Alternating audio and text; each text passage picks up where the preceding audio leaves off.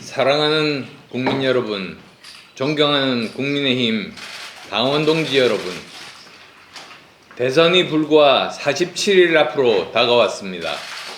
그러나 우리 당의 상황은 그 어느 때보다 절박합니다. 대다수의 민심은 이미 정권 교체를 요구하고 있고, 중도층에서는 이재명 후보를 경계하지만 우리에게 주는 시선도 싸늘하기만 합니다. 하지만 지금 우리 당의 대선 후보 경쟁을 보면 민심은 안중에도 없습니다. 오히려 또다시 탄핵의 강으로 스스로 걸어 들어가고 있습니다. 탄핵을 부정하다가 헌법재판소의 8대0 탄핵 인용에 대해서는 사과 한마디 없이, 성찰 한 줄 없이 모두 대선 후보를 자처하고 있습니다. 탄핵을 부정한다면 대선 보궐선거를 부정하는 겁니다. 탄핵을 반대하는 분들은 입후보할 것이 아니라 대선 보궐선거 반대운동의 선봉에 서는 것이 맞습니다.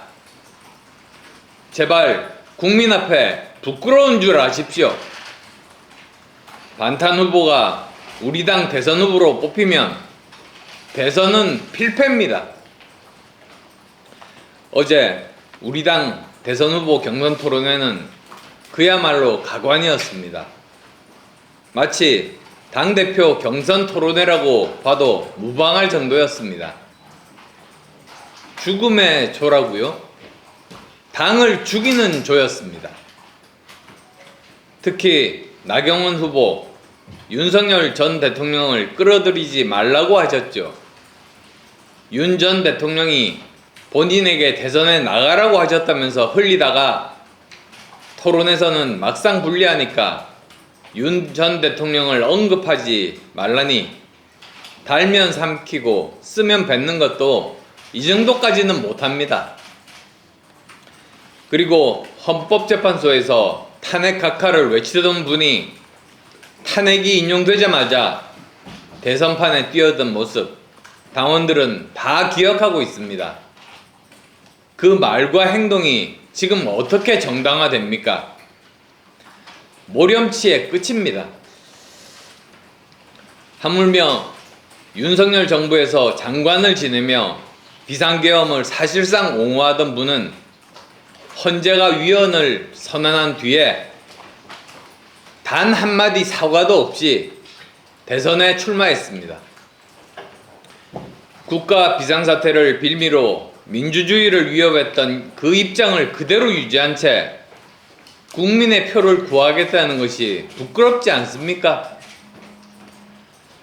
또한 과거 탄핵당한 정당은 차기 대선을 포기해야 한다고 했던 분은 기다렸다는 듯 대선 후보로 나서고 있습니다. 물론 지금까지 계엄을 옹호하며 헌법 질서도 부정하고 있습니다. 계엄을 옹호하고 탄핵을 반대한다면 계속 그 길을 가야지 대선 출마가 웬 말입니까? 본인의 모순된 정치적 행보에 대한 해명도 반성도 없이 어떻게 그렇게 당당할 수 있다는 말입니까?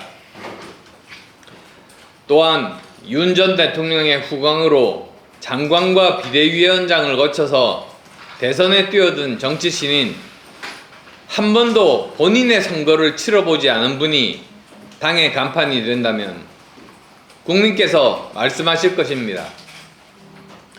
또 정치 경험이 부족한 검사입니까?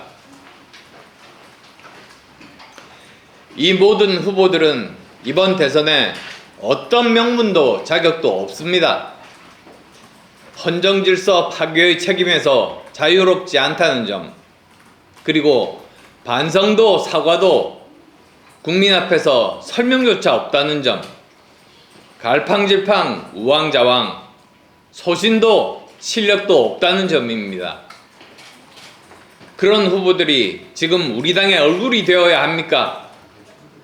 대선 후보로 내세울 수 있습니까? 모두 이재명의 맛있는 먹잇감, 종합 선물 세트가 될 뿐입니다. 나라를 통째로 이재명에게 헌납할 인물들입니다. 당권과 사욕만 그득해서 보수를 괴멸시킬 사람들이라는 뜻입니다. 대한민국은 자유민주주의를 근간으로 하는 민주공화국입니다. 대통령이라도 헌법을 위반하면 탄핵받는 것이 상식입니다. 윤석열 전 대통령은 위헌적 비상계엄으로 헌법재판소 8대0 탄핵 인용으로 명백히 단죄되었습니다. 이것이 바로 법치주의입니다. 그런데도 이를 부정하고 탄핵을 정쟁으로 몰며 헌법기관의 판단마저 깎아내리는 것은 헌법과 국민주권, 나아가 자유민주주의 대한민국을 부정하는 것입니다. 국민은 바보가 아닙니다. 이재명 후보는 이미 프레임을 짜놓았습니다. 윤석열 대 이재명이라는 프레임입니다. 탄핵 반대 후보가 우리 당 대선 후보로 등장하면 이재명은 그들을 윤석열 시즌2로 만들 겁니다. 정치 경험이 부족한 검사 출신 후보를 대선 후보로 세워도 이재명은 그를 윤석열 시즌2로 만들 겁니다. 우리가 그런 후보를 선택한다면 이번 대선은 시작하기도 전에 끝나는 겁니다. 정권은 헌정 질서를 무시한 사람에게 주어질 수 없습니다. 검사 정권의 연장을 원하는 국민도 없습니다.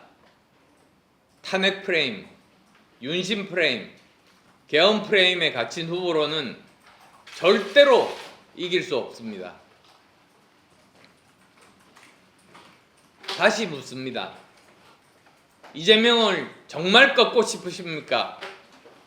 그렇다면 누가 이길 수 있습니까? 답은 분명합니다.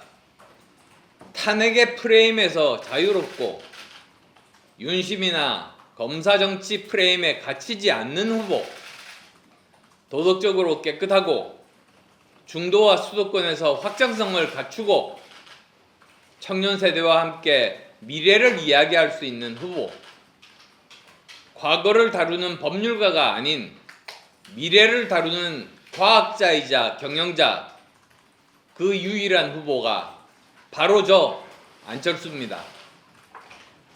저는 실력과 원칙으로 평가받았고 오직 국민만을 바라보며 여기까지 왔습니다. 오직 소신 있는 행보로 민심을 받들었습니다. 당원 여러분, 우리는 지금 단순히 한 명의 후보를 선택하는 것이 아닙니다. 정권 재창출의 명운, 그리고 대한민국의 미래를 결정짓는 역사적 순간에 서 있습니다. 이번에 지면 끝입니다.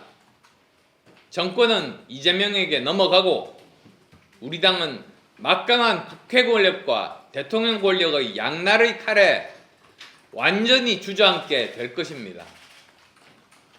국민은 더 이상 윤심에 기대는 정치, 검사 정치의 반복을 원하지 않습니다.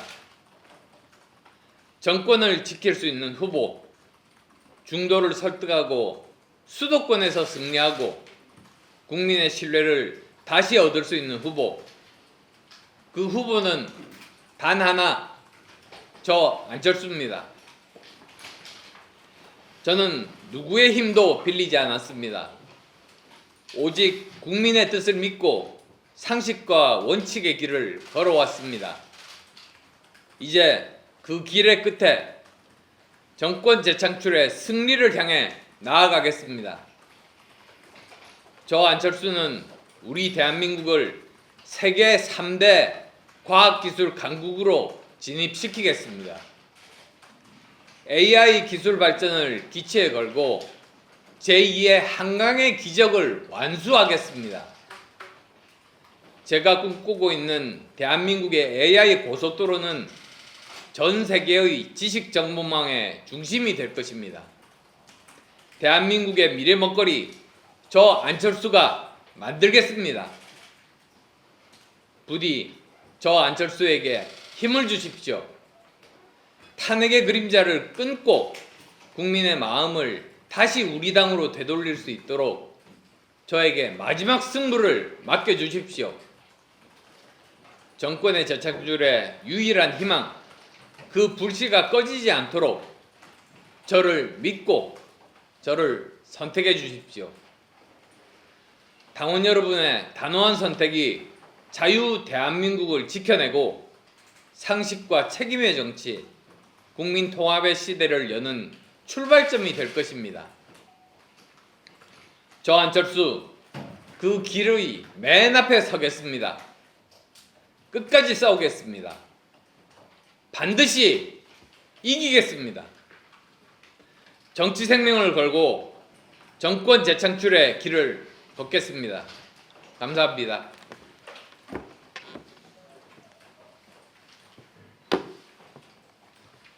예, 자연스럽게 질의응답 받겠습니다. 안 후보님께서는 결국에 이재명 후보를 막기 위해서는 당 단일화를 해야 한다면 하시겠습니까? 누구와 단일화 말씀이십니까? 그 대상으로 좀 적절하다고 생각하시는 분이 있다면? 지금 현재 경선이 진행되고 있습니다. 8명이 경선이 진행되고 이제 그 수요일이면 4명으로 압축되고 그 다음 또 2명으로 압축된 다음에 1명이 됩니다. 그러니까 그 과정 중에서 이렇게 보시면 단일화의 가능성은 전혀 없습니다. 다만 이제 우리 당에서 후보 뽑힌 다음에 단일화라기보다는 오히려 저는 반 이재명의 문을 열겠습니다. 그래서 이재명이 대통령이 되면 안 된다고 생각하는 많은 국민들의 그 뜻을 모으겠습니다. 네. KBS의 이지은 기자라고 하는데 기자회견에서 부분에서 반탄 후보들을 다 비판하셨는데 나경원 후보를 콕 집어서 비판하시는 이유가 있잖아요. 제일 처음 사실 그 문제에 대해서 행동으로 먼저 옮겼지 않습니까? 그 헌법재판소를 포함해서 그 거리 시위를 포함해서 거기에 대해서 반탄의 그런 그 주장을 분명하게 했습니다. 그러면 사실은 헌법재판소에서 8대 0으로 그 이제 탄핵이 인용이 됐을 때 그러면 대통령 선거를 찬성하고 거기에 자기가 입후보하는 것보다 오히려 이 대통령 선거는 맞지 않다. 그렇게 운동하는 것이 맞지 않습니까? 그런데 그런 말 한마디 없이 바로 대통령 선거에 출마했습니다. 저는 그 말씀을 드리는 겁니다. 1차 컷오프에서 이제 어떻게 돼야 한다라고 좀 말씀해 주실 수 있을까요? 1차 네, 컷오프요. 곧 있으면 이제 컷오프가 이제 이루어지는데 예. 거기서 이제 어떻게 좀 사감이 어떻게 되는지 그런 전망이나 좀 이렇게 방위 이런 걸 얘기해 주실 수 있나요? 뭐 지금 현재 나와 있는 걸로 보면 이제 저 포함해서 4명이 4강에 올라갈 그런 가능성을 굉장히 높게 보고 있습니다. 다음으로 네, 그 오마이뉴스 조동민인데요. 조금 전에 말씀하실 때 반 이재명 세력을 위해서 힘을 모으겠다라고 말씀하셨지 않습니까? 그런데 반 이재명 후보가 만일 지금 말씀하신 그 나경원이나 김문수나 홍준표라든지 이런 분들이 된다면 그때도 같이 힘을 모으실 건지 하나 여쭙고요. 그 다음에 하나는 그 국민의힘 후보들 중에 윤석열 전 대통령의 탄핵에 대해서 아무도 사실은 사과를 한 분이 안 계십니다. 저는 했습니다. 네, 우리 의원님 빼고 네. 나머지 후보들이 사과를 안 했는데 이런 부분에 대해서 그 사과를 안 한 분들하고 그 힘을 모을 수 있는지 그 부분을 말씀 부탁드립니다. 예, 그 아마도 경선이 끝난 후에 이제 저 아까 말씀하신 그런 다른 경선 후보들이 이제 패배했을 때를 두고 하시는 말씀으로 저는 해석합니다.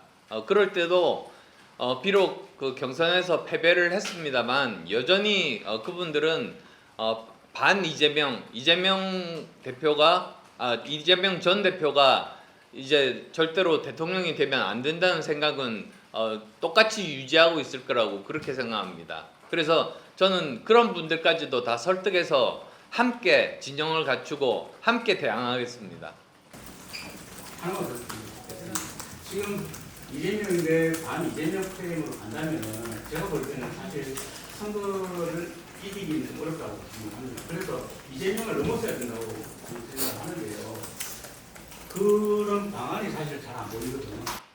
저는 꼭 그렇게 생각하지는 않습니다. 왜 그러냐면 지금 현재 여러 가지 여론조사들 결과를 보면은 그 정권 교체 비율이 50% 전후입니다. 조금씩 다르기는 하지만요. 그런데 이재명 전 대표의 경우에는 그 지지율이 그것도 또 약간씩 다릅니다만 35% 전후에 머물고 있습니다.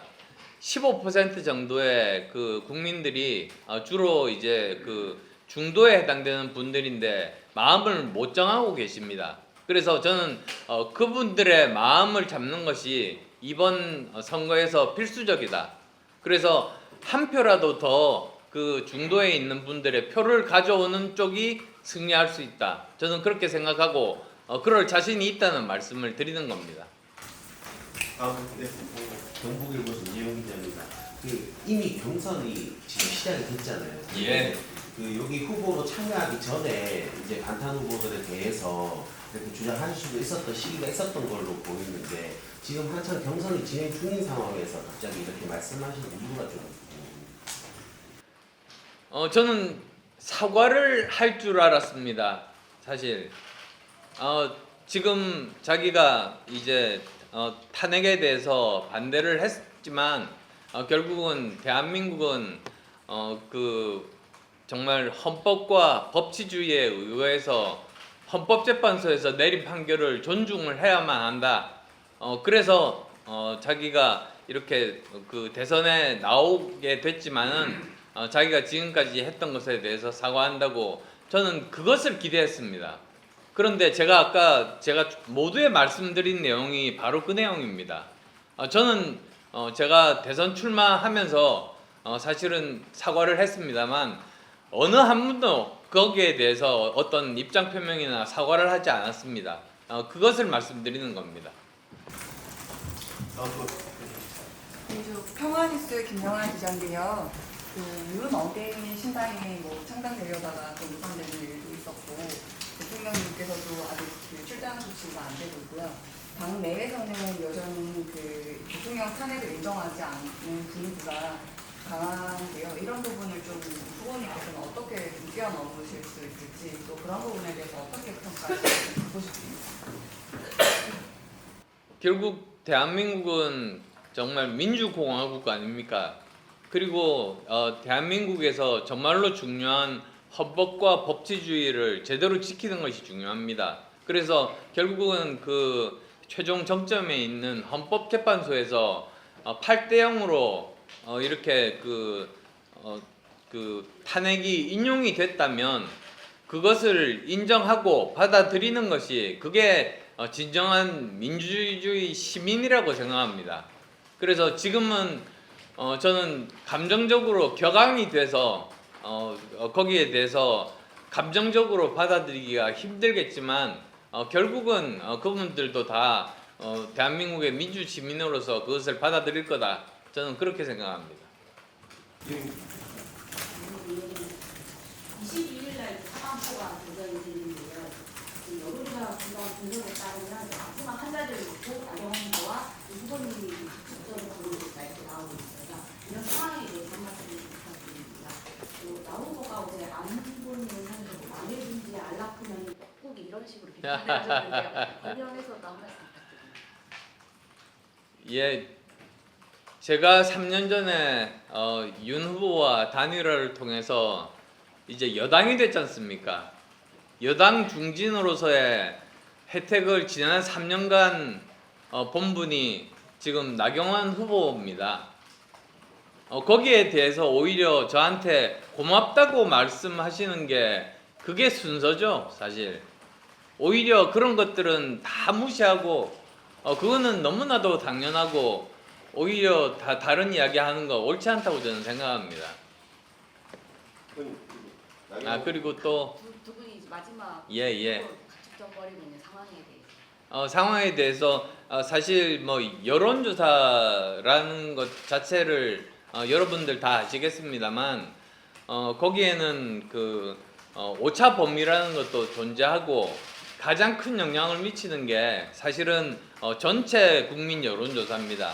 전체 국민 여론조사가 그 중에서 또 그 우리 당과 무당 측만 이렇게 조사하는 거기에다가 큰 영향을 미칠 겁니다. 그래서 지금 워낙에 전체 국민 여론조사가 제가 나경원 대표에 비해서 거의 2배 이상 높기 때문에 그렇게 걱정하지 않습니다.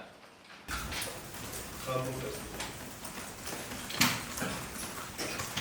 네, 오늘부터 국민 여론 지금 돌아가기 시작하는데 대구 일정을 이틀 연속하고 계신 게 다들 부족한 보수 민심을 챙기기 위한 행보 아니냐고 얘기가 있는데 이거에 대해서 어떻게 생각하세요? 저는 원래 경기도 그리고 수도권 후보 아닙니까? 그래서 이미 경기도나 수도권 쪽은 많이 돌아다녔습니다.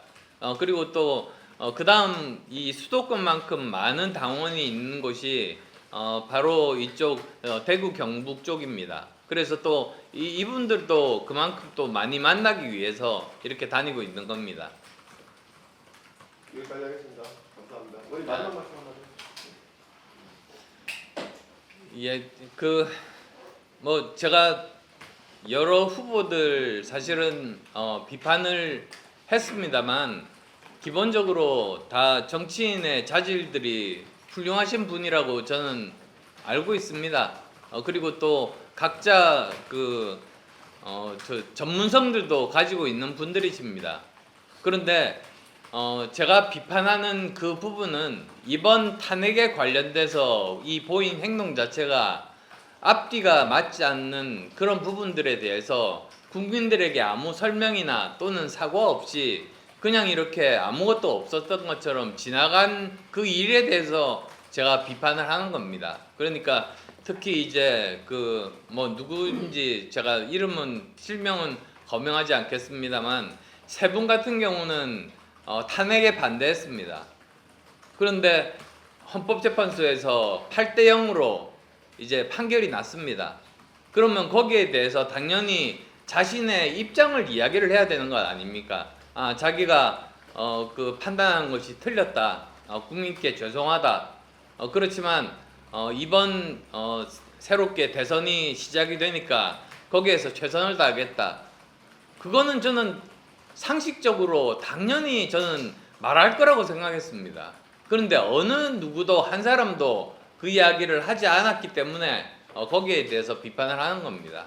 그 다음 또 이제 약간 경우가 다르지만 한동훈 후보 같은 경우는 지금까지 87년 체제 이래로 한 번도 같은 대통령이 당선된 적이 그러니까 같은 유형의 대통령이 당선된 적이 없는 거는 여러분들이 잘 아실 겁니다. 그 이유가 5년이 지나면서 그 지지율이 낮아져서 그런 실망한 그런 부분도 있고 그다음 또 5년마다 시대적인 과제가 달라져서 거기에 맞는 사람이 뽑힌 그런 측면도 있습니다. 그런데 이렇게 그 정치 경력이 부족한 검사 출신의 대통령이 뽑혔는데 3년 만에 실패하셨지 않습니까?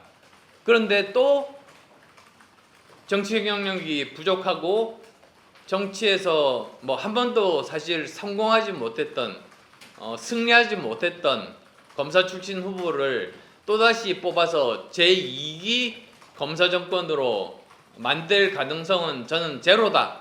저는 그렇게 말씀드립니다. 감사합니다. 여기까지 하겠습니다. 고맙습니다. 네, 감사합니다.